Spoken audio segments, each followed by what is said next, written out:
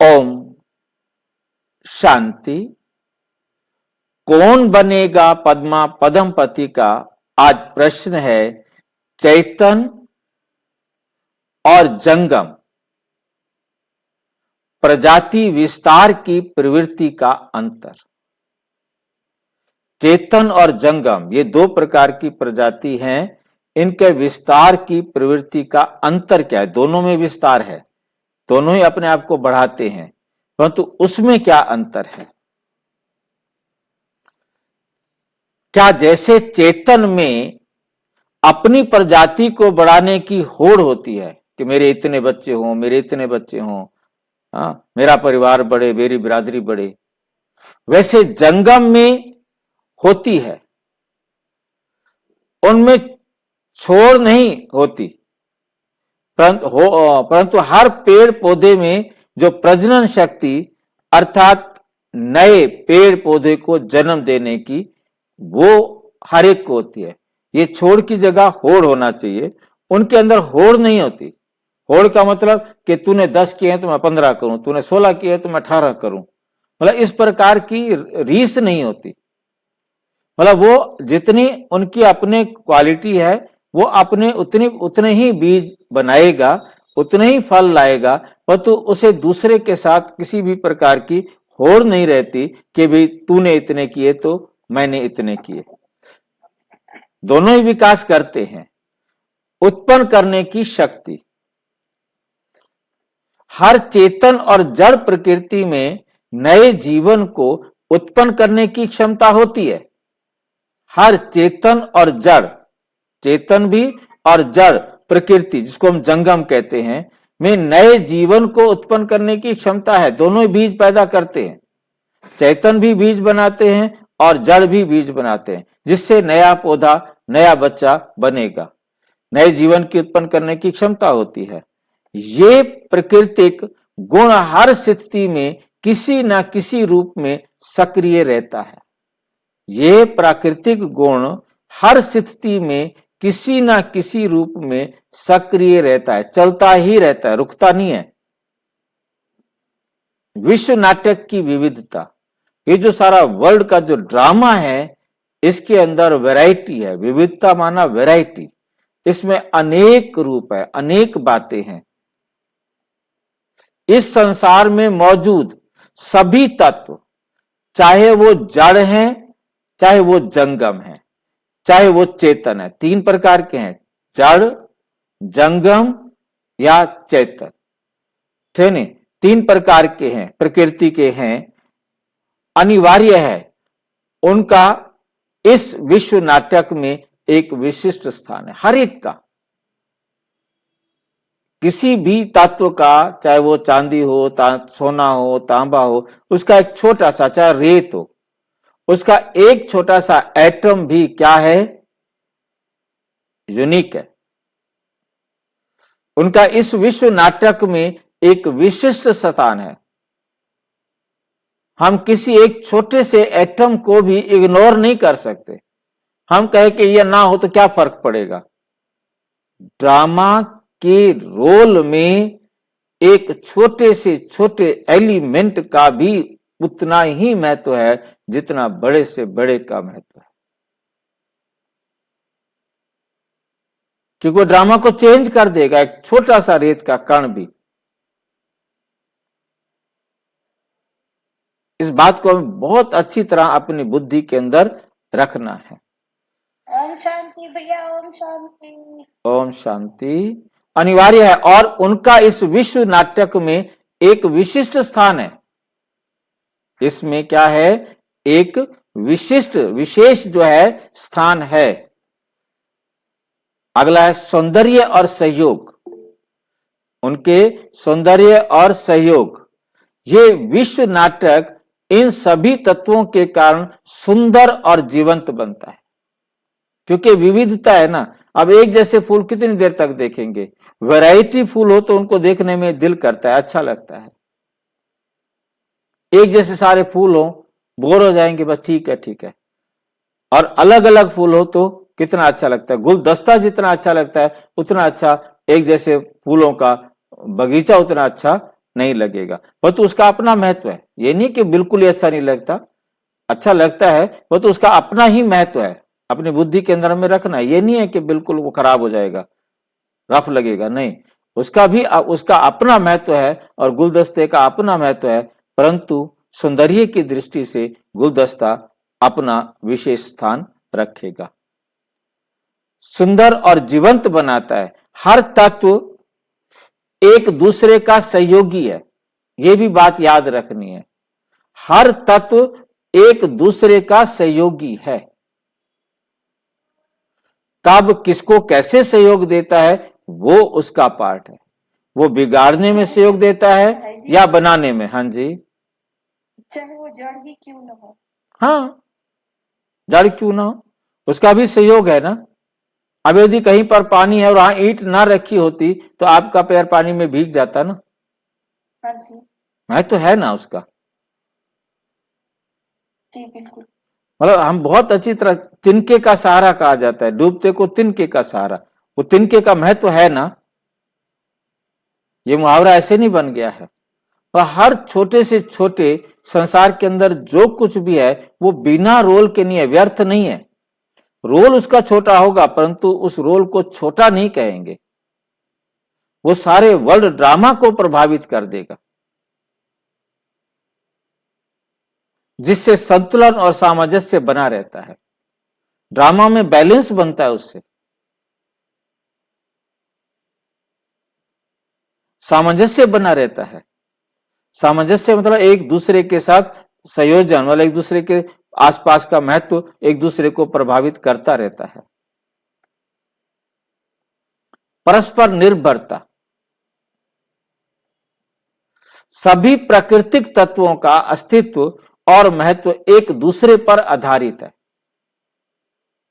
एक दूसरे के बिना कुछ नहीं है।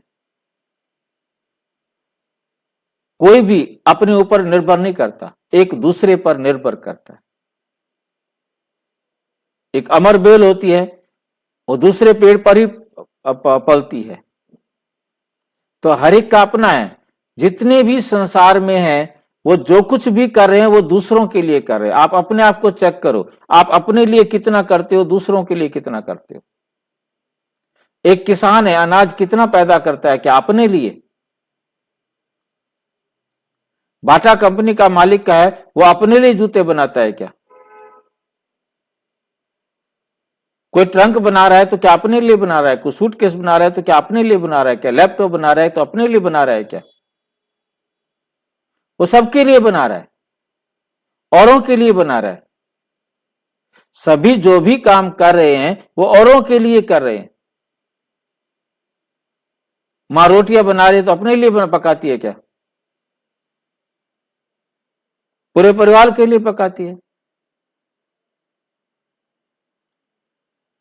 यदि पिता कमा के लाया है तो क्या अपने लिए कमा के लाता है? पूरे परिवार के लिए कमा के लाता है। और हमें बहुत क्लियर समझना है कि संसार में हर एक, चाहे वो धरती है, चाहे वो पानी है, चाहे वो अग्नि है, वो सबके लिए, औरों के लिए सारे साधन।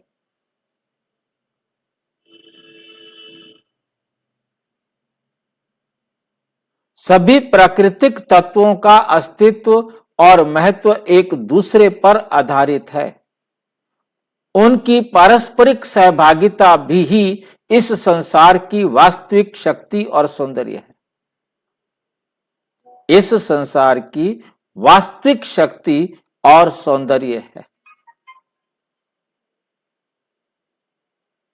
सहभागिता, सभी एक दूसरे के सहभागी बने हुए हैं। इसलिए अच्छा, कोई प्रश्न हो किसी का तो पूछो, कोई बात यदि किसी को डाउट में आती हो तो पूछो। भाई जी, इसमें जड़ शब्द जो आया है उसको बताएंगे थोड़ा सा? जड़ मतलब जैसे पृथ्वी है, ये एक जड़ है। ये जैसे रेत के कण है, वहां पड़े पड़े, इनको हवा उड़ा के ले जाए, पानी बहा के ले जाए, बात अलग है। अपने आप ये कुछ नहीं कर सकते। भाई जी, 5 तत्व। नहीं, 5 तत्व भी कहोगे तो पानी है, पानी क्या होता है कि वो भी खड़ा रहेगा, यदि ढलान मिलेगी तो बह जाएगा। उसको जड़ नहीं कहेंगे? पानी को जड़ कहेंगे। पानी कोई विकास नहीं करता ना, पानी बढ़ नहीं सकता, एक बूंद एक ड्रॉप बढ़ नहीं सकती। जो अपने अंदर डेवलपमेंट विकास नहीं कर सकता, जो अपने रूप को मतलब बना नहीं सकता, मतलब बढ़ा नहीं कर सकता, तो वो क्या है कि वो जड़ है। जड़ में पत्थर है, रेत के कण हैं, ये दूसरों के कारण इनके कोई घिस जाए, कोई टूट जाए, अब पत्थर ऊपर से घिसता हुआ आ रहा है, गोल शिवलिंग बन गया है, तो ये उसने डेवलपमेंट नहीं किया, अपने आप को बढ़ाया नहीं, अपने आप ये किसी के साथ जुड़ करके कुछ नहीं किया इसने। भाई जी जैसे पानी है, पानी में तो परिवर्तन होता है ना? परिवर्तन सब में होता है, परिवर्तन, change is the unchangeable law of nature, परंतु वो सेल्फ चेंज कुछ करें। जैसे आत्मा है, वो अपने आप में परिवर्तन करती है, बाकी चीजों को जोड़ती है, चिपकाती है, हटाती है, कितना कुछ करती है, वो चैतन है। जंगम उसके बराबर नहीं कर सकते। जंगम पेड़, सोचो कि धरती के अंदर एक हमने छोटा सा बीज डाला और उसे उसने इतना बड़ा पेड़ बना दिया। बड़ का पेड़ कितना छोटा सा राई से भी छोटा दाना होता है, और वो क्या करता है, इतना बड़ा बड़ का पेड़ बना देता है।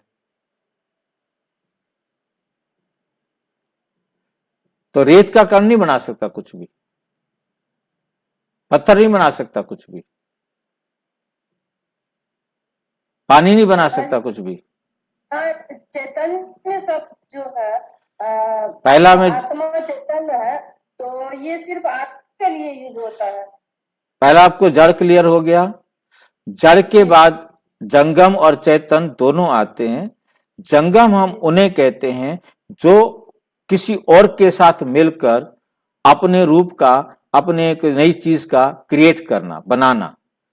जैसे पौधे हैं, पेड़ पौधे हैं, ये जंगम में आते हैं।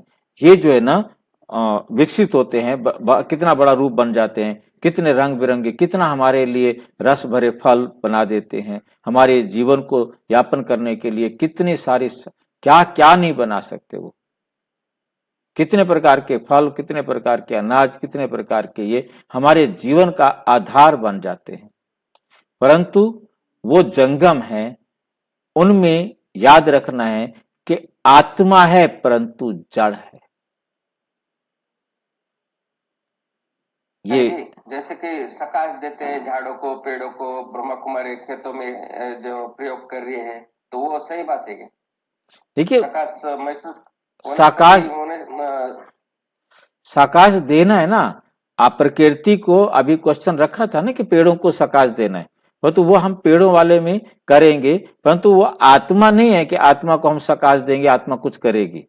वो आत्मा कुछ कर नहीं सकती, सुन नहीं सकती, और उसको समझ नहीं सकती, एनालाइज नहीं कर सकती, वो उसके आधार पर अपने पौधों के अंदर विकास नहीं कर सकती। परंतु हम अपनी हमने जो सकाश देना है, उस सकाश देने के द्वारा हम उनके अंदर इस प्रक्रिया को जागृत कर सकते हैं, अपने संकल्पों के द्वारा, वृत्ति द्वारा उनकी जो उनके अंदर जो है, हम ऐसे संकल्प उनको दें जिससे वो अपने आप को श्रेष्ठ बना सके, अपने अंदर बुराइयों को बचा सके, और हमें खुद उनके साथ सहयोग देना होगा प्रैक्टिकल में भी, क्योंकि हम उनको खुद केमिकल दे रहे हों और फिर कहें कि आप जो है ना, क्या होता है, बिना केमिकल वाले बन जाओ, ऐसा कैसे हो सकता है? हमें पानी को सकाश देके पीते हैं, जैसे कि सूरज भाई बताते हैं कि पानी को सकाश देके पियो, तो वो भी पानी को सकाश देना, यदि हम अपने लिए कुछ कर रहे हैं भाई जी, उसके लिए पानी में परिवर्तन होगा या नहीं होगा, पहले मेरा मन परिवर्तन होगा, मेरा मन शुद्ध होगा, मेरा मन शक्तिशाली होगा, तो मैं जब उस पानी को स्वीकार करूंगा तो वो मेरे लिए, वो मेरे अपने लिए है, मेरी अपनी प्रिपरेशन है, ना कि उसकी प्रिपरेशन है। पानी की प्रिपरेशन नहीं है, वो मेरी प्रिपरेशन है। मैं अपने आप को शांत करूं, खुशी से भरूं, और उस जल को ग्रहण करूं, वो मेरे अंदर उन सब हार्मोन्स को लेकर पूरी बॉडी में प्रवाह कर दे जो खुशी से मैंने छोड़े हैं। मैं पी रहा हूं पानी, परंतु मैं क्रोध में पी रहा हूं, किसी विकार में पी रहा हूं, तो वो मेरे विकारी हार्मोन्स को पूरी बॉडी में फैलाएगा। जैसे भाई जी पानी तो शांत नहीं होगा तो मेरा बंद होगा। हाँ जी, पानी को तो पानी तो शांत नहीं ना होगा, शांत तो मेरा बंद होगा ना। हमने अपने आप को शांत करना है। जी पानी शांत क्या होगा? जी ठीक है, पानी को दृष्टि देने, भोजन को दृष्टि देने का मतलब क्या है? भोजन को खाने से पहले हम बाबा की याद की दृष्टि दे रहे हैं, हम उनको देख रहे हैं, उसमें कोई कमी तो नहीं है, परंतु हम अपने को समझा रहे हैं मैं खाने लायक बना हूं। मेरा ये शरीर में जो प्रवाहित हो रहा है वो उमंग, उत्साह, खुशी से भरा हुआ है। जब मेरे अंदर उमंग, उत्साह, खुशी है तो हार्मोन्स अच्छे बॉडी में प्रवाहित हो रहे हैं। वो भोजन उन तत्वों को, उन हार्मोन्स को और पावर देने में सहयोग करेगा। हम विकारी हैं तो नेचुरल विकारों को ही वो सहयोग करेगा। ठीक है, तो मैं समझता हूं। और कोई प्रश्न है तो देखो। ओम शांति। अच्छा, ओम शांति।